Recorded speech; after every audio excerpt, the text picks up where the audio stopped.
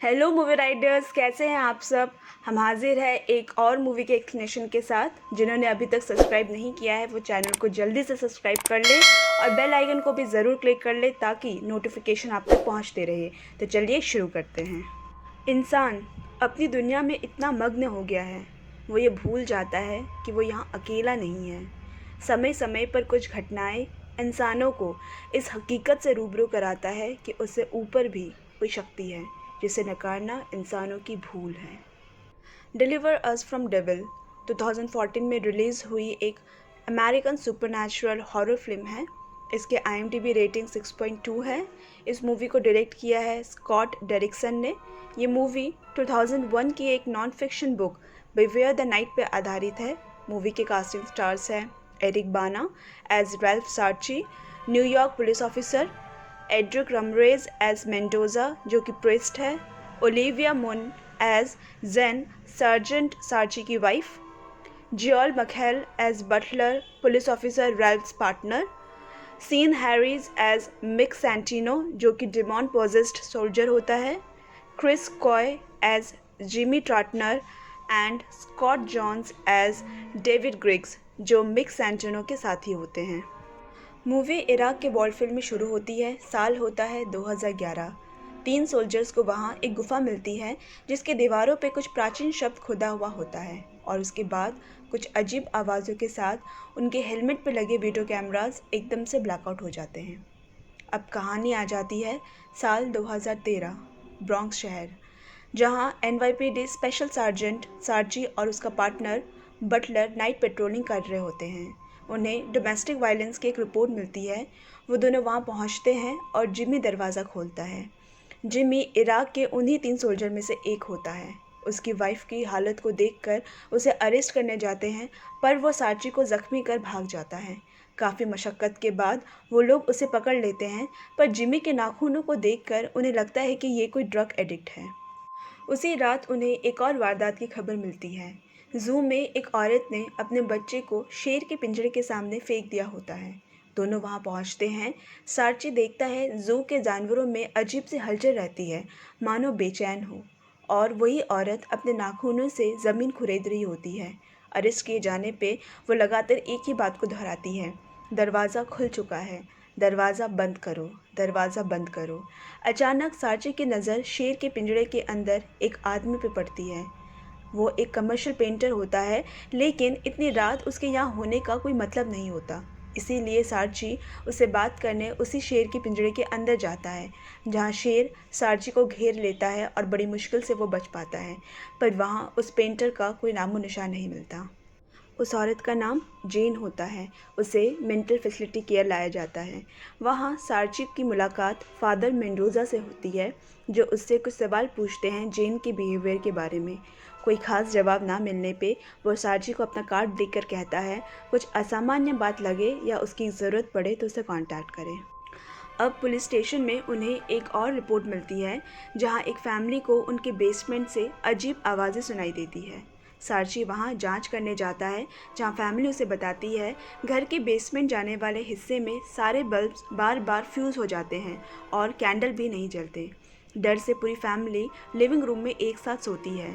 ये सब की शुरुआत तब हुई जब 2 पेंटर्स ने बेसमेंट में काम करना शुरू किया। बेसमेंट सर्च करने पे सार्ची को बेसमेंट में उनमें से एक पेंटर, जिसका नाम डेविड होता है, उसकी डेड बॉडी बहुत बुरी हालत में मिलती है। इसके बाद डेविड के अपार्टमेंट की तलाशी होती है, जो कि बहुत ही बुरी हालत में थी। वहाँ उन्हें अल्फोंसो पेंटर के बिजनेस कार्ड्स मिलते हैं और वहाँ उन्हें ये पता चलता है कि वो ज़ू में मिली औरत जेन डेविड की ही वाइफ होती है। फिर वहाँ एक फ़ोटो दिखती है जिसमें डेविड, जिमी और मिक तीनों साथ में US मराइन यूनिफॉर्म में होते हैं। दोस्तों, वो तीनों दोस्त होते हैं जिसमें डेविड मर चुका होता है, जिमी पुलिस की हिरासत में होता है और ज़ू का वो पेंटर इनका तीसरा साथी मिक सैंटिनो होता है। अगले दिन सार्ची और बटलर ज़ू के वीडियो टेप्स देख रहे होते हैं। सार्ची के पास बुरी चीज़ों को भांप लेने की एक अलग क्षमता होती है। इसी वजह से वो पेट्रोलिंग के दौरान हादसों की जगह हमेशा जल्दी पहुंच जाता है। और जब दोनों वीडियो टेप्स देखते हैं उस वक्त भी उसे बच्चों की हंसने की आवाज़ें सुनाई देती है, जिसे उसका पार्टनर नहीं सुन पाता। उस वीडियो टेप्स में जेन सैंटिनो को सामने देखती है और थोड़ी देर बाद ही जेन अपने बच्चे को शेर के पिंजरे के सामने फेंक देती है। उसके बाद सैंटिनो ज़ू की दीवारों पर लिखी अजीब लिखावटों को पेंट से ढक रहा होता है। यहाँ पोस्टमार्टम रिपोर्ट से पता चलता है कि डेविड ने सुसाइड किया है 2 डिब्बा पेंट को पीकर, लेकिन किसी भी तरह के ज़ोर ज़बरदस्ती का कोई निशान नहीं मिला। दूसरी ओर ज़ू पे हुई जेन की घटना और इन दोनों ही जगहों पे सैंटिनो का होना सार्ची को खटकता है। यहाँ सार्ची को खबर मिलती है कि जिमी को छोड़ दिया गया है पुलिस हिरासत से और वो सीधा उसके घर उसकी वाइफ की खबर लेने पहुँचता है, जहाँ उसकी वाइफ उसे बताती है कि जिमी उस दिन के बाद से घर नहीं आया। वहाँ सार्ची को उसकी वाइफ से पता चलता है कि तीनों साथ इराक में पोस्टेड थे। फिर डेविड और सैंटिनो ने मिलकर एक पेंटिंग कंपनी खोली और आभार व्यक्त करने के लिए दोनों ने जिमी का ऑफिस रूम 2 हफ्ते पहले पेंट भी किया। सार्ची जिमी का ऑफिस रूम सर्च करता है, जहाँ दीवार पे वो कुछ लैटिन अक्षर और चित्र बने देखता है। फिर वो इराक वॉरफील्ड की वीडियो टेप्स को देखता है। इसमें भी वही सेम निशान बने होते हैं जो दीवारों पे बनी हैं। तभी जिमी आकर सार्ची पे हमला करता है और उसे घायल करके भाग जाता है। सार्ची दोबारा उसी बेसमेंट में जाता है जहाँ उसे डेविड की बॉडी मिली थी। वहाँ भी दीवारों पे वैसे ही निशान मिलते हैं और ज़ू के वीडियो टेप्स को गौर से देखने पे फिर से वही निशान दीवारों पे लिखा दिखता है। ये सार्ची को किसी मैसेज की तरह लगता है। अब सार्ची फादर मेंडोज़ा के साथ जेन से मिलने मेंटल हॉस्पिटल जाता है और सार्ची जेन को वही मैसेज दिखाता है। वो देखकर जेन लैटिन भाषा में कुछ बड़बड़ाने लगती है और फिर अचानक से वो सार्ची के हाथ पे काट लेती है।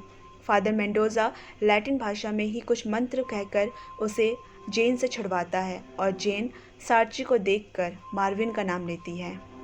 फादर मेंडोज़ा उस वीडियो के मैसेज को डिकोड करके कहते हैं कि ये लैटिन और पर्शियन भाषा में लिखा हुआ है, जिसका मतलब है एक प्रवेश द्वार जो शैतान के धरती पे आने का रास्ता खोल देगा। कुछ लोग खुद से शैतानी शक्ति की पूजा करते हैं, कुछ लोग जाने अनजाने में ही इनका शिकार बन जाते हैं, जैसे कि जेन। सार्ची भगवान और शैतान के तर्क को नहीं मानता है। सार्ची घर वापस जाता है। उसकी वाइफ उसे बताती है कि उनकी बेटी ने कुछ ज़मीन पे खरोचने की आवाज़ें अपने कमरे से सुनी हैं, जिसकी वजह से वो बेहद डर गई है। उसे उसकी ज़रूरत है, पर सार्ची उसे कहता है वो कुछ केस को लेकर परेशान है। यहाँ मेंटल हॉस्पिटल जेल में जेन वहाँ के सुपरवाइज़र को मारकर भाग जाती है। अब पुलिस डिपार्टमेंट में सार्ची और फादर मेंडोज़ा उसी ज़ू वाले वीडियो टेप्स को देखते हैं। फादर मेंडोज़ा बताते हैं कि सैंटिनो इस शैतान के संदेश को हर जगह लिख रहा है। जो कोई भी बुराई के प्रति संवेदनशील है उस पर यह असर करेगा। सैंटिनो ने ये संदेश इराक में देखा था और उसके बाद से ही शैतान उस पर हावी हो गया है और अब वो औरों को भी पॉजेस्ट करना चाहता है ताकि शैतान को इस दुनिया में ला सके। ऐसा करने से सैंटिनो को रोकना होगा। सार्ची को दोबारा से वही अजीब आवाज़ें आती है जिसे फादर नहीं सुन पाते। इन आवाज़ों को द डिसर्नमेंट ऑफ स्पिरिट कहते हैं। फादर मेंडोज़ा कहते हैं इन सभी मैसेजेस को उसने ही डिटेक्ट किया है। इसका मतलब या तो शैतान उसे अपनी ओर खींचता है या फिर उसके पास उसे भांपने की शक्ति है, लेकिन इससे वो भी शैतान की नज़रों में आ सकता है। सैंटिनो का एड्रेस ट्रेस कर लिया जाता है। सार्ची, बटलर और फादर मेंडोज़ा तीनों वहां पहुंचते हैं और उसके अपार्टमेंट के नीचे वेट करने लगते हैं। फादर सार्ची से कहता है अगर वो सच में इन चीज़ों को भांप सकता है तो इसका मतलब उसे और उसकी फैमिली दोनों को खतरा है। जब तक वो भगवान के सामने खुद को आत्मसमर्पण नहीं करता तब तक फादर भी उसकी मदद नहीं कर सकेगा। उसे अपने पाप का कन्फेशन करना होगा, वरना शैतान उसे उसके खिलाफ इस्तेमाल कर सकता है। तभी सैंटिनो अपने अपार्टमेंट की तरफ आते दिखाई देता है। वो लोग उसका पीछा करते हैं, लेकिन वहाँ सैंटिनो के अलावा जिमी भी होता है। वो दोनों सार्ची और बटलर पे हमला करते हैं। सही वक्त में आकर फादर सार्ची को तो बचा लेता है, लेकिन बटलर मारा जाता है। मौत को अपने इतने करीब देख सार्ची को इन चीज़ों पे विश्वास होने लगता है और वो फादर के सामने अपने पाप का कन्फेशन करते हुए कहता है कि उसने एक खून किया है। कुछ साल पहले उनके पास एक मार्विन नाम के क्रिमिनल का केस आया था जो कि एक चाइल्ड अब्यूज़र और मर्डरर था। एक दिन पार्क में एक 6 साल की बच्ची का रेप और मर्डर हो गया होता है और उसी दिन सार्ची उस क्रिमिनल को पकड़ लेता है, पर उसे गिरफ्तार करने की बजाय वो उसे अपने हाथों से मार देता है। फादर कहता है उस वाक्य का बोझ उसके मन में इसीलिए है क्योंकि उसने जो किया वो न्याय नहीं बल्कि प्रतिशोध था, गुस्सा था, और फिर फादर उसके मन को इस बोझ से मुक्त कर देते हैं। घर वापस आते वक्त सार्ची के कार के ऊपर एक बॉडी गिरती है और जब वो बाहर निकल कर देखता है तो वो बॉडी जेन की होती है। तभी उसकी वाइफ जेन का फ़ोन आता है, लेकिन फ़ोन पे सैंटिनो की आवाज़ आती है। सार्ची घर पहुंचकर सैंटिनो को वहां देखता है। वो उससे पूछता है कि उसकी वाइफ और बच्ची कहाँ है। सैंटिनो को मालूम होता है कि सार्ची भी एक रिसीवर है, वो भी उन संदेशों को उसी की तरह सुन सकता है। सैंटिनो से कहता है लेट अस इन, हमें अंदर आने दो, अगर उसने ऐसा नहीं किया तो उसके परिवार भी मारा जाएगा। उसके बाद सैंटिनो को पुलिस आकर अरेस्ट कर लेती है। अब इंक्वायरी रूम में सैंटिनो होता है और वहाँ सार्ची के साथ फादर मेंडोज़ा भी होते हैं। सार्ची उसे बार बार अपने बीवी और बच्चे के बारे में पूछता है। सैंटिनो फादर मेंडोज़ा को अजीब तरीके से घूरने लगता है। फिर सार्ची और फादर मेंडोज़ा सैंटिनो पे एग्जॉर्सिज्म शुरू करते हैं। फादर मेंडोज़ा उसके अंदर पोजेस शैतान का नाम पूछता है क्योंकि शैतान का नाम लेकर ही उसे भगवान की नज़रों में लाया जा सकता है और उसे शरीर से निकाला जा सकता है। ये भगवान की बनाई दुनिया है और उसे यहाँ से निष्कासित किया जाएगा, लेकिन वो किसी भी हाल में नाम नहीं बताता। इसी तरह पूरा एग्जॉर्सिज्म बहुत ही भयानक तरीके से होता है और एक समय ऐसा आता है जब शैतान फादर मेंडोज़ा की कमज़ोरी, उसके नाजायज़ बेटे का जिक्र करता है, जिससे फादर थोड़ी देर के लिए भटक जाते हैं, पर सार्ची उसे वापस ले आता है। अंत में शैतान अपना नाम जंगलर बताता है और उसे भगवान के नाम पर इस दुनिया से निष्कासित कर दिया जाता है। जैसे ही शैतान सैंटिनो का शरीर छोड़ता है, वो फादर मेंडोज़ा के हाथों को ज़ोर से पकड़ लेता है क्योंकि इस हादसे ने सैंटिनो को पूरी तरह झंझोर दिया था। अंत में भगवान की शैतान पे जीत होती है। फादर मेंडोज़ा और सर्जन सार्ची का भगवान पे अटूट भरोसा ही उनकी सबसे बड़ी ताकत होती है, जो इतने भयानक शैतान के सामने भी वो खड़े रह सके। सैंटिनो सार्ची को उसकी बीवी और बच्चे का पता बताता है और उन्हें बचा लिया जाता है।